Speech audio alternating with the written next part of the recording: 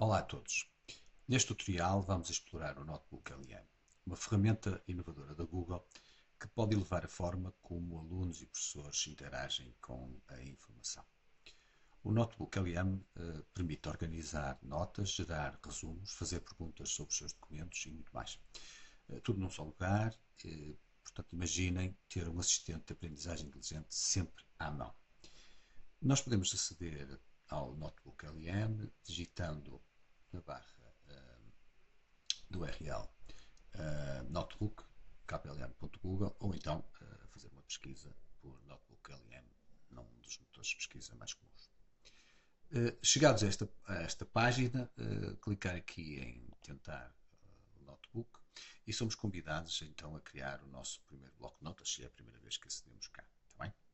Portanto, temos aqui o resumo daquilo que é possível fazer. Portanto, nós podemos carregar documentos para o notebook e, portanto, converter materiais complexos, por exemplo, textos extensos, PDFs extensos, áudios extensos, em formatos fáceis de compreender, como perguntas frequentes ou documentos de resumo. Portanto, e mais, nós podemos partilhar estes blocos de notas com outros utilizadores, como vamos perceber. Tá bem? Vamos então criar o nosso primeiro bloco de notas e somos então convidados a colocar fontes. Fontes são, como diz aqui em baixo, PDF, texto em Markdown, áudio em MP3. Tá bem? Portanto, qualquer um destes está. Também é possível importar de um website, do YouTube ou do Drive, do vosso próprio Drive. Tá bem? No Drive podem importar documentos no formato do Google Docs ou então do Google Slides. Reparem que podem adicionar até 50 fontes, o que é bastante. O que é que estas fontes vão fazer efetivamente? Elas vão treinar o modelo para responder de acordo com as fontes que lá estão. Por isso, ele não vai pesquisar além daquilo, a ferramenta não vai utilizar estas fontes como referência às respostas que vai dar. Está bem? Portanto, vai utilizar isto como treino. Eu já tenho aqui preparado alguma coisa, claro que só tenho neste momento PDFs, mas podia-se colocar aqui qualquer coisa deste género, está bem? Qualquer um destes. Vamos então colocar aqui, eu tenho aqui numa pasta de História de Portugal, portanto eu não domino a História de Portugal, portanto, e tenho aqui alguns documentos. Eu pus aqui as aprendizagens essenciais de História, depois 3 documentos que fui buscar à net, portanto peço desculpa se as fontes que aqui estão a ser utilizadas não são as de referência ou as de melhor de referência académica, mas pronto, era só como uma demonstração. E depois coloquei também o perfil dos alunos à saída da escolaridade obrigatória. Portanto, aqui vou selecioná-los todos e vou abrir os documentos. Portanto, as notas, melhor, desculpem, as fontes são colocadas aqui nesta barra do lado esquerdo. Ele analisa as fontes e gera logo um resumo das fontes, está bem? Portanto, de cada uma delas. Reparem,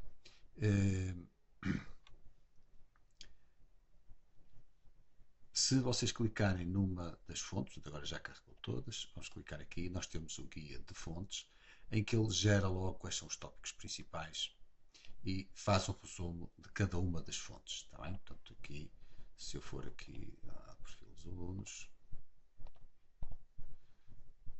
pronto, tenho aqui o perfil dos alunos e tenho aqui os seus tópicos principais, está bem? Portanto, ele faz um resumo imediato. Aquilo que prometeu na apresentação da ferramenta, que transformava documentos complexos em algo mais simples, temos aqui já uma evidência. Depois, ele sugere, a partir de logo quando colocamos aqui as fontes, ele sugere aqui algumas coisas imediatamente. Vou começar aqui por esta vista geral de áudio que é muito sugestiva e provavelmente quando estiver em português será muito vantajosa. É claro que utilizar isto numa área de língua inglesa, portanto numa disciplina de inglês, por exemplo, será ótimo. Porquê? Porque ele gera uma espécie de diálogo entre personagens criados por inteligência artificial, em áudio, só áudio, que conversam entre si, perguntando e respondendo acerca da matéria. Portanto, uma forma diferente de aprender.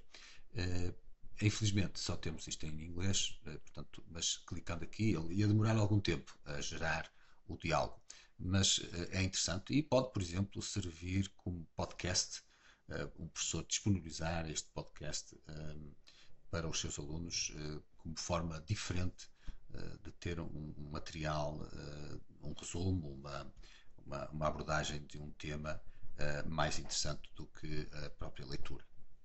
Depois temos aqui algumas indicações, portanto, algumas sugestões, peço desculpa, de como podemos interagir de imediato com as fontes que ali estão. Portanto, perguntas frequentes acerca das fontes, um guia de estudo, um índice, um documento de resumo e uma linha cronológica. Daqui a um bocadinho vamos clicar aqui, mas primeiro vamos viajar aqui um bocadinho. Portanto, isto aqui reduz aqui o painel da esquerda, ou então repõe. Aqui podemos mudar o nosso nome,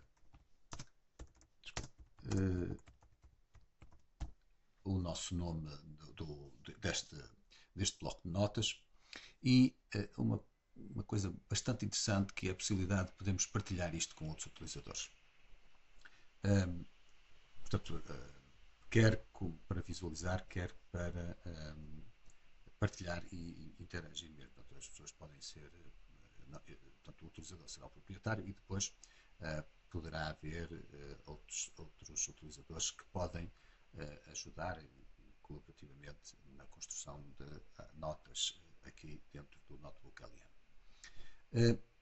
Portanto, aqui temos então esta vista geral e depois temos aqui embaixo o chat. O chat, infelizmente, portanto, só tem uma linha e portanto, não é possível, quando começamos a escrever e o texto é longo, ele estende-se portanto, para a esquerda e portanto, não conseguimos ver tudo desde o início. Portanto, se acharem melhor, podem escrever as questões num documento de texto e colar aqui para ser. Nós podemos abrir ou fechar o chat, portanto, e vamos então aqui novamente ao guia do bloco de notas. Portanto, eu esqueci de dizer que aqui está o guia do bloco de notas, que contém aquelas sugestões de interação com as fontes de imediato. Pronto, vamos já gerar aqui, por exemplo, um índice. Portanto, ele vai criar uma nova nota com o índice resumo dos documentos que estão como fontes aqui no painel do lado esquerdo. Enquanto se desenvolve aqui este processo, verifiquem também aqui embaixo algumas questões ou possibilidades de interação com as fontes que ali colocamos, está bem? Portanto, para além do guia do bloco de notas, nós temos aqui, como vão perceber, ele, à medida que nós vamos interagindo com a ferramenta, vai criando também as suas próprias sugestões de questão, está bem? Pronto, aqui está então a nossa primeira nota. Nós podemos mudar aqui, portanto, isto não tinha pedido um índice, portanto, será um índice, e portanto, a nota fica automaticamente guardada. Portanto, depois eu posso aqui clicar na nota e adicionar nota, eliminar notas, ou desmarcar tudo. Pronto, por aí fora. Quando eu marco uma nota, também pode, ou melhor, sugere imediatamente aqui embaixo algumas coisas, algumas digamos, possibilidades de interação com esta nota, tá bem? Com esta ou com várias notas, se eu marcar mais do que uma, tá bem? Portanto, vamos desmarcá-la e agora vamos fazer aqui algumas outras questões. Por exemplo, pedir um guia de estudo para estes documentos que aqui estão, tá bem? Portanto, aqui temos o índice, que é uma resposta automaticamente guardada, e aqui uma outra que vai ser gerada neste momento, e eu pedi um guia de estudo. Um guia de estudo é uma série de perguntas às quais eu, como aluno, por exemplo, devo responder, e as respostas também são dadas na mesma nota, tá bem? É claro que um aluno, para aprender, deve primeiro responder sem olhar para a resposta e depois confirmar se a sua resposta coincide com a resposta da ferramenta, tá bem? Aqui está. E, portanto, temos aqui as perguntas. É claro que aqui eu pus as áreas de competências do perfil do aluno e ele, claro, colocou ali e podia colocar mais tarde, ou seja, neste caso para o aluno isto não tem interesse, e seria mais interessante que eu as pusesse, portanto eu podia primeiro fazer todas as perguntas ou todas interagir com as fontes e só no final, como professor, colocar então o perfil dos alunos e as aprendizagens essenciais para, já vamos ver, por exemplo, pedir alguns elementos para a avaliação. Pronto, e agora vamos aqui fazer também algumas perguntas interagindo aqui com a ferramenta.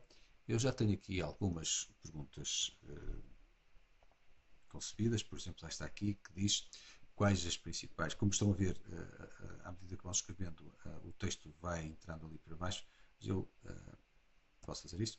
Portanto, quais as principais características do regime Estado Novo, portanto, que tem a ver com a história de Portugal. Vamos ver e vamos clicar. Portanto, ele vai utilizar as fontes que eu lhe forneci, mais uma vez, são treinadas pela ferramenta de inteligência artificial, que neste caso ele utiliza o Gemini 1.5 Flash e aqui temos então a resposta. Estão a ver? Portanto, aqui seriam estas, teria que confirmar. Um aspecto muito interessante desta ferramenta é que se vocês passarem o rato por cima destes números, aparece a parte do texto onde surge esta informação. Portanto, aqui não se trata de algo, ele só gera a forma como apresenta o conteúdo, porque o conteúdo refere-se sempre às fontes que aqui estão. Está bem? Portanto, ele foi buscar estas fontes, aquilo que colocou aqui. Está bem? Portanto, nós temos sempre a possibilidade de verificar. Estão a ver aqui? Portanto, ele foi buscar isto aqui e por aí fora. Se nós quisermos guardar esta nota, portanto, no bloco de notas, clicamos aqui em guardar na nota.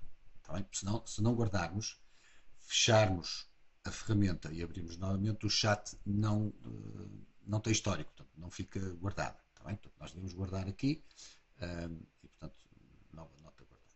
Tenho 8 citações que estão ali, portanto, se eu quiser saber quais foram as citações, é só clicar aqui e por aí fora. Vamos pôr aqui mais uma pergunta, portanto, foi quais foram as principais causas da Revolução de 1974 e vamos colocar. Eu esta nota não vou guardar, portanto não vou clicar na nota. Deixem-me dizer que eu posso copiar isto para este texto e depois, se achar que a resposta está correta, clicar ali, se achar que está incorreta, clicar ali. Pronto. Temos então aqui as causas, eu perguntei quais foram as principais causas da Revolução de 1974 e aqui estão as causas e as respectivas referências às fontes que foram utilizadas para gerar a resposta. Muito bem. Eu não vou guardar este chat, este bocadinho de chat, portanto não vou clicar aqui para guardar a nota e vou, portanto, como eu disse há um bocado, se eu clicar aqui, ele copia para transferir o seu texto e depois posso colar num documento de texto qualquer. Neste momento eu então vou fechar o notebook, vou abrir novamente e vocês vão verificar que nesta nota, ali estava a nota, já não está cá o chat. Portanto, se eu quiser clicar e ver o chat, ele não tem chat algum porque o chat não é guardado. Portanto, tenho que ter isso em atenção, de que se quiserem guardar as respostas que são dadas pela ferramenta, devem clicar naquele pinzinho no canto inferior direito para que guarde. Pronto. O aluno vai fazendo questões acerca da matéria e, portanto, sempre baseado nestas fontes. Pode acrescentar, como eu disse, mais fontes. Agora vamos passar isto para a perspectiva do professor, ou seja, o professor tem estes materiais e pode, por exemplo, cria um questionário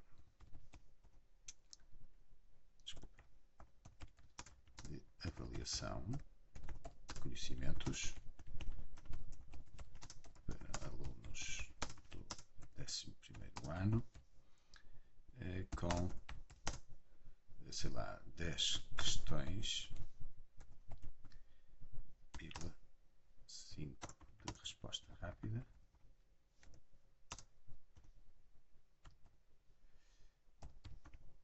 e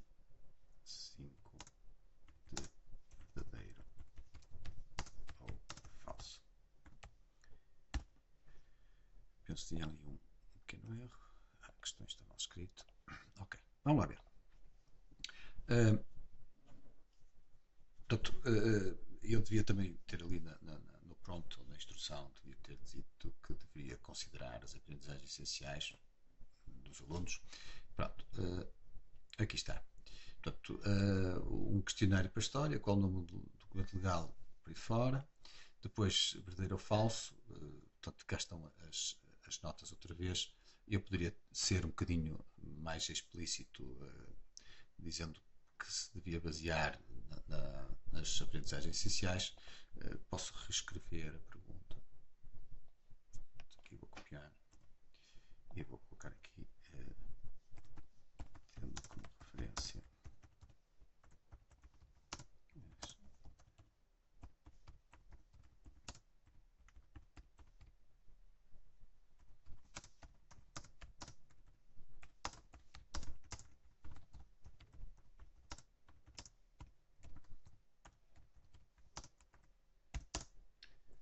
Pronto.